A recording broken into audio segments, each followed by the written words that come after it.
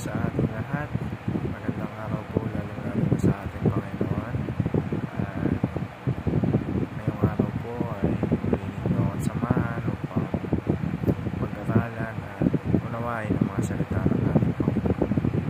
At ngayong araw, September 29, 2024, araw ng linggo. Ang title po ng devotion natin ngayong araw ay Jesus claims all of our dreams, at ang versikulong ating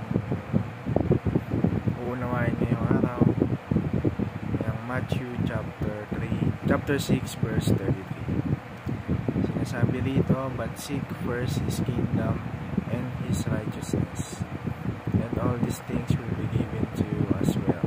O sa Tagalog naman po, Mateo Kapitulo 6, verso 33.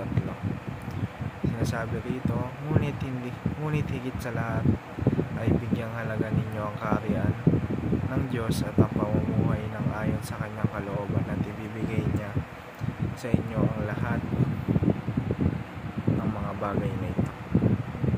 At mapunta na po tayo sa ating katuruan ngayong araw. Unang-una, Jesus calls us to give up worldly dreams. Tinawag tayo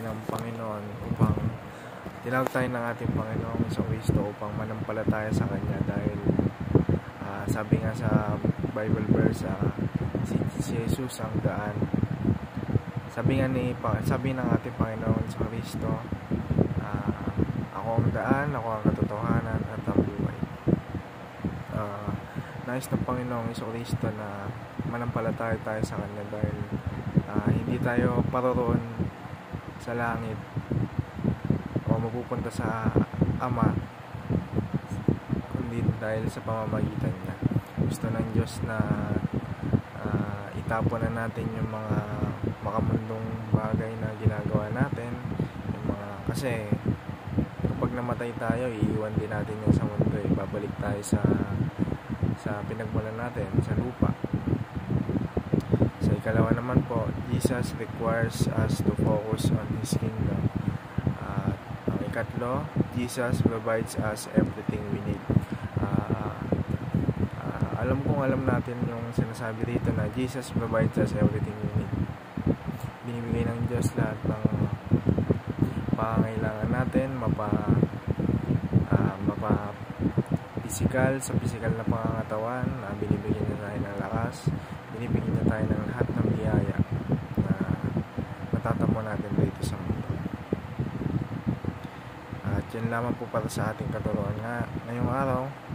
Ngayon naman po, mapunta naman po tayo sa ating teachings ngayong araw, ay sa application po. Mapunta naman po tayo sa ating application. Unang-una, dream God's dream.